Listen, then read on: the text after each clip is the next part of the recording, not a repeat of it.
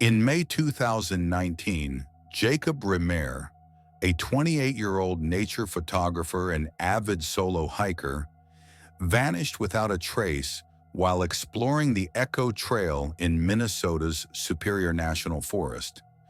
Known among his friends for his meticulous planning and calm demeanor, Jacob had spent the past 5 years visiting remote wilderness areas and documenting his hikes online. The Echo Trail, winding through a quiet stretch of forest near the Canadian border, was supposed to be one of his most peaceful trips yet. Jacob departed on May 14th with a lightweight pack, camera gear, a satellite phone, and 3 days of supplies. He had no history of health issues or mental instability, and he always checked in regularly. The plan was simple: hike in, camp near a lake, photograph the sunrise, and hike out. His last message, sent via satellite on the morning of May 15 to his sister, read, "Weird fog here. Forests feel still, too still. Something's off. Might be imagining it. We'll check in later." But that check-in never came. When Jacob failed to return on the 17th, his family contacted the local ranger station. Search and rescue teams were deployed immediately. The crew found his car at the trailhead, undisturbed. 2 miles into the trail, they located his first campsite. Tent packed up, fire pit cold, nothing out of place. There were no signs of struggle, no torn gear, no blood, no footprints veering off trail. He had simply disappeared. Over the next 10 days, more than 60 volunteers and professionals joined the search. Helicopters scanned the area using thermal imaging. Dogs were brought in. Nothing helped. Then 5 days into the operation, a volunteer found something bizarre: Jacob's black aluminum tripod. It stood upright near the edge of a still pond several miles off trail, in a part of the forest that wasn't even marked on many maps.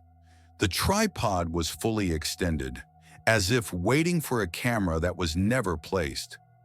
No signs of recent human activity surrounded it.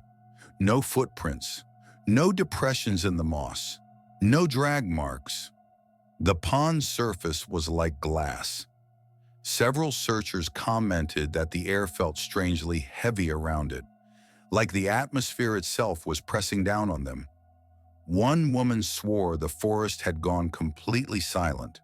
No insects, no rustling leaves, nothing.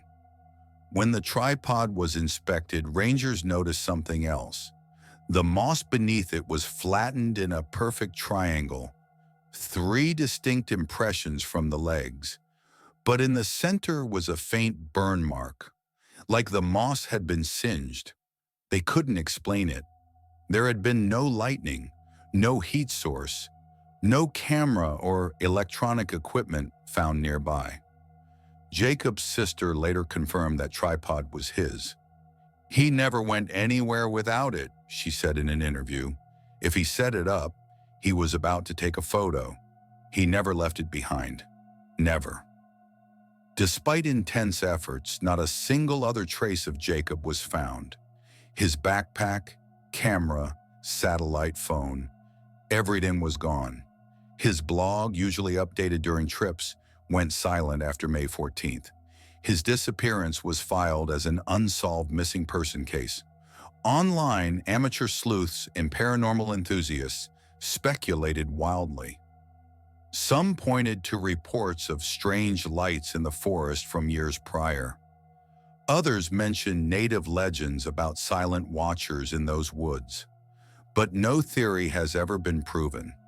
To this day, hikers sometimes report an uneasy feeling near that same pond, a sensation of being watched, followed by oppressive quiet.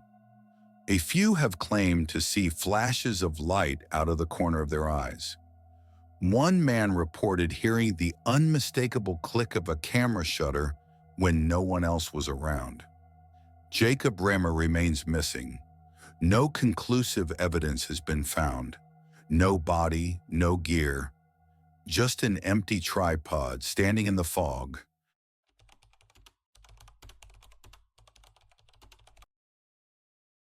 The San Juan Mountains of southwestern Colorado are rugged, remote, and filled with breathtaking beauty, but also mystery. In September 2021, 34-year-old Aaron Lasco vanished while hiking the Switchback Trail, a steep, serpentine path leading to an abandoned fire lookout nearly 10,000 feet above sea level. Aaron was an experienced hiker with dozens of solo treks under her belt. Her disappearance sparked one of the most perplexing search efforts in recent memory. Aaron had taken a week off from her job in Denver to clear her head after a rough breakup. According to her social media posts, she planned to hike, photograph the changing autumn leaves, and journal. She arrived at the trailhead on September 10th, parked her Subaru Outback, and began the 7-mile hike to the summit. Her last confirmed location was a GPS ping from her smartwatch at mile 4, time-stamped 1:12 p.m. That was the last digital footprint she ever left. The Switchback Trail is challenging but well-marked. Rangers found no indication that she'd strayed from it. When she missed a scheduled check-in with her sister, a search was initiated within 24 hours. Her car was still at the trailhead. The logbook at the ranger station showed her signature. Everything pointed to a standard hike gone wrong, except there were no signs of distress, no signs of an accident, and no clues of where she went. Over the next 2 weeks, rescue crews scoured the area. Helicopters, drones, dogs, and dozens of volunteers searched every inch of the trail and surrounding woods. Then something strange happened. A week into the search, a rescue worker found Aaron's journal placed neatly on a large boulder near a sharp bend in the trail, mile marker 4.5. The book was open, a pen resting across the pages. It hadn't been damaged by rain or dirt. The entries were legible, written in her neat handwriting. The last entry read, "Something's wrong with the trail. It doubled back when it shouldn't have. The map doesn't match. I keep ending up in the same place. There's a sound in the trees behind me, like breathing. I don't think I'm alone." Oddly, the GPS coordinates of where the journal was found matched the location of her previous smartwatch ping. It was as if she'd been stuck in the same loop, circling the same area without progressing, but no one could explain how or why. What truly unsettled the search team was the lack of human scent. The dogs, trained to detect even the faintest trace of a person, found nothing beyond that boulder. It was as if she had vanished at that spot into thin air. Some volunteers reported becoming disoriented in the same area.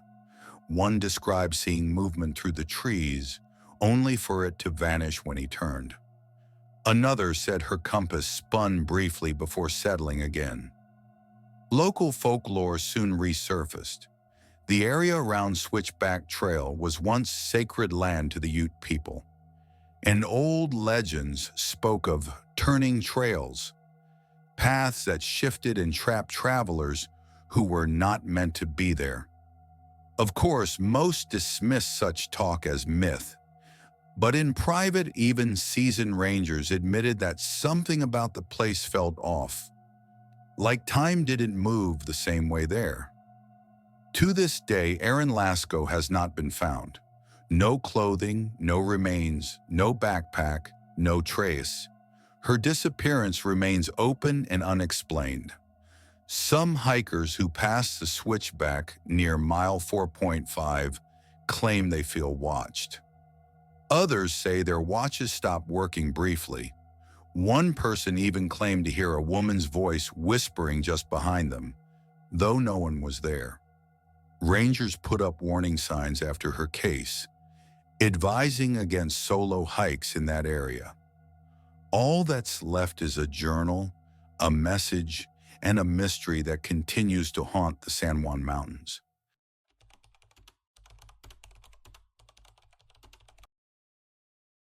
In the dense, shadowy stretches of North Carolina's Pisgah National Forest lies Raven's Gap, a little-known passage flanked by sharp ridgelines and ancient oaks. Locals avoid it, not out of superstition, but practicality. Its trails fade into dense underbrush, cell service is non-existent, and sudden weather changes make it treacherous. Despite this, 27-year-old Casey Brunner chose Raven's Gap for her solo backpacking trip in early October 2019. Casey was not reckless. She had hiked over a dozen national parks, blogged about outdoor survival, and meticulously documented every adventure. Her parents received her planned route, daily check-in times, and even copies of her topographic maps. She was supposed to camp for 3 nights, exiting near Black Balsam Knob on the 4th day. Casey's first 2 check-ins came as expected, brief but cheerful texts via satellite messenger. On the 3rd day, no message came. Her parents waited an extra 24 hours, then contacted the rangers. A search party launched within 12 hours, and soon they discovered something strange. Casey's tent had been pitched at the second campsite, but her gear was still inside. Backpack, food, sleeping bag, all untouched. Only her boots were missing. The trail camera she'd set up nearby was found still running. Rangers reviewed the footage, hoping to see wildlife or some sign of her leaving. What they saw raised more questions than answers. At 5:03 a.m., on the morning of her disappearance, the camera recorded Casey standing barefoot just outside her tent. Her face was blank, her eyes wide open, staring directly into the woods. She didn't move for nearly 2 minutes, then suddenly turned and walked out of frame, toward the unmarked woods, not the trail. She took nothing with her. No flashlight, no jacket, no supplies. Just walked straight into the forest. That was the last confirmed sighting of Casey Brunner. Search crews combed the area, focusing on the direction she walked. Sniffer dogs followed her scent for nearly a mile until it abruptly vanished near a shallow creek. There were no signs of a fall, no drag marks, no wildlife activity, nothing. It was as though she had simply stopped existing. 2 days later, rangers found something even more bizarre. Her boots. They were upright, side by side, as if someone had stepped out of them. They were located more than 2 miles from her camp in an area only accessible by scrambling up a steep embankment. Her feet had left no visible prints in the muddy terrain surrounding them. Even stranger, they were dry and clean, untouched by the elements. After a week of searching, investigators pulled a final piece of evidence.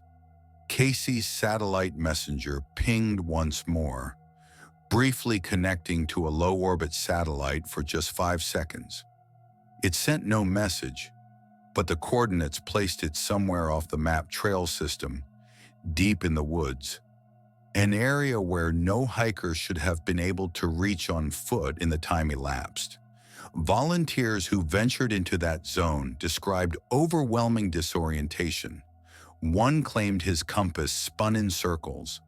Another returned after only an hour, shaken, saying the woods felt too quiet, as though sound itself had been muffled. None found further signs of Casey. Her blog, which her family kept online, became a memorial of sorts. The final post she drafted but never uploaded was titled, "The Forest That Watches." It described a sensation of being observed, of hearing whispers at night, and dreams that didn't feel like dreams at all. Her parents say she never mentioned those details before the trip. To this day, Casey Bruner's fate remains unknown. No trace of her has ever been found. No remains, no clothing, no digital breadcrumbs. Search efforts were officially suspended 2 months later. Now hikers who brave Raven's Gap speak in hushed tones about the barefoot walker. Some claim to have seen a woman standing silently among the trees, barefoot and still, just watching. But when they call out, she vanishes. Whether it's collective imagination or something stranger, one thing is certain: Raven's Gap keeps its secrets.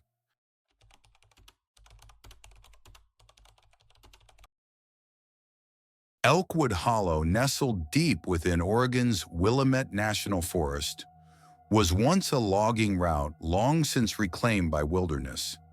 The trail into the hollow had disappeared from most maps, and few ventured there anymore. Only old-timers even remembered its name. But to 34-year-old Theo Watkins, that obscurity was precisely the appeal. Theo had spent the last 3 years backpacking across the Pacific Northwest, documenting forgotten places for a self-funded YouTube series. He thrived on solitude and the thrill of the offbeat.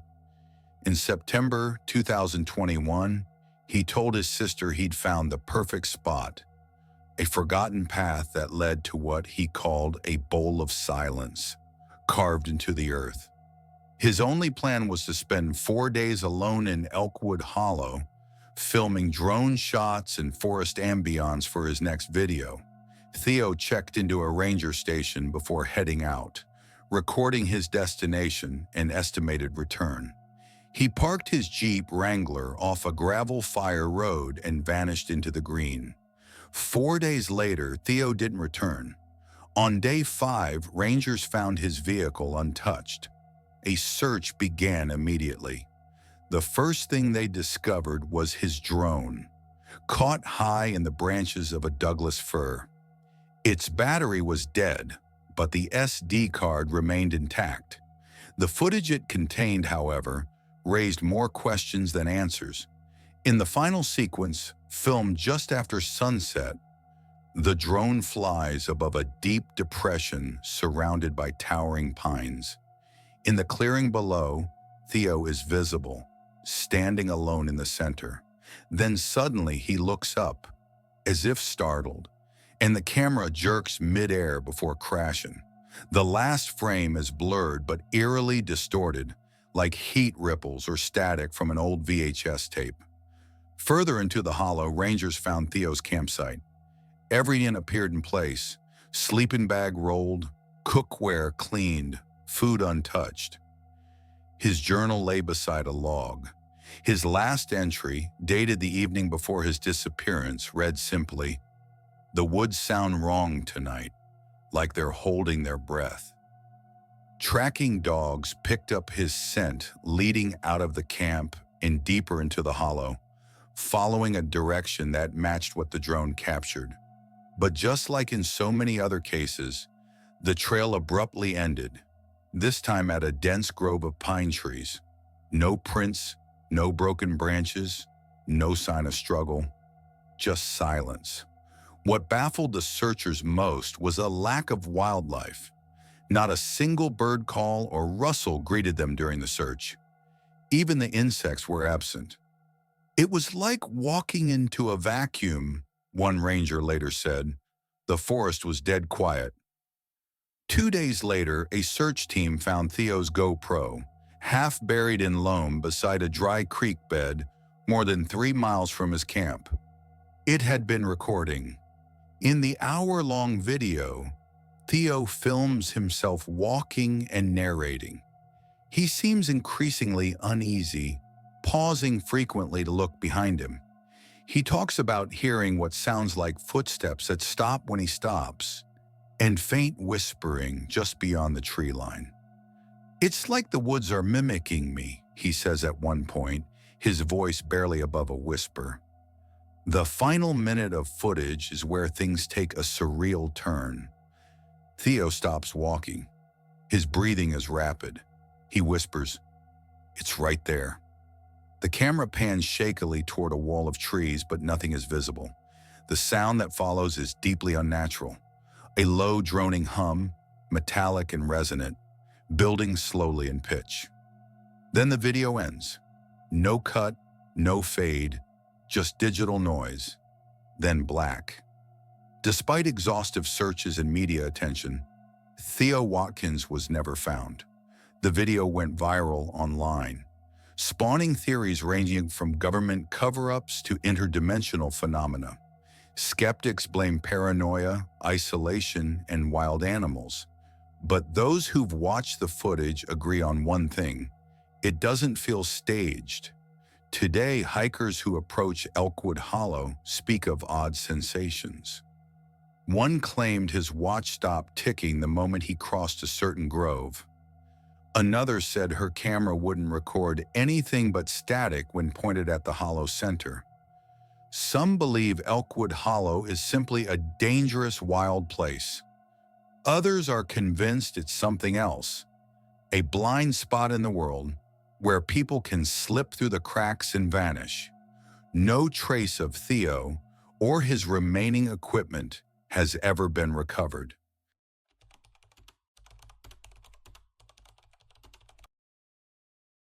Lucas Meyer wasn't your typical hiker. A 38-year-old software engineer from Omaha, he found solace in nature only recently after battling a year of burnout and anxiety. His therapist recommended solitude, and Lucas took it seriously. That October, he packed up his gear, left a note with his roommate, and drove out to the Black Elk Wilderness in Nebraska, a spot known for its rugged trails, scenic overlooks, and, more ominously, its local legends. He checked in at a ranger station on October 11th, 2022. The weather was mild, the air crisp with early signs of fall. According to the ranger's log, Lucas planned to do the Cathedral Spires Loop, an ambitious trail that could be completed in a day by experienced hikers. Lucas, fit and well-prepared, seemed confident. He was never seen again. When he didn't return by nightfall, no alarms were raised. But when 2 days passed and his car remained untouched in the lot, park rangers initiated a search. What they found or didn't find deepened the mystery. A few miles into the trail, rangers found a small rock stack, a cairn, off the main path. It wasn't uncommon for hikers to leave markers, but this one was strange. The rocks were arranged in a spiral, unnaturally precise.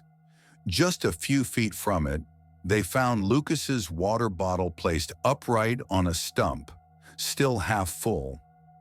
His trail map had been folded and tucked into the bottle's side pocket, but no other gear, no sign of struggle or wildlife, no footprints beyond that point.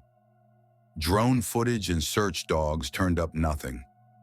The wilderness offered no clues, no torn clothing, no disturbed brush, no dropped items. Just silence. Over the following week, search teams canvassed a 20-mile radius. Helicopters scanned the ridgelines. Volunteers combed through creeks and ravines. Still nothing. The most baffling detail came from a retired forest worker named Harris Collins, who came forward a week later. He claimed he'd seen something strange the day Lucas disappeared. From a distance, through binoculars, Harris saw a figure standing perfectly still on a ledge near the cathedral spires. Arms stretched to the sky, motionless for several minutes. When he looked again, the figure was gone. He assumed it was just a hiker doing yoga or meditation. But now he wasn't so sure. In the months that followed, conspiracy theories blossomed. Some said Lucas had faked his own disappearance. Others suggested animal attacks, though no remains were ever found. A local legend even surfaced again, the tale of the Echo Man, a spirit said to lure hikers off trail with the sound of their own voice calling them deeper into the forest. Lucas's family never gave up.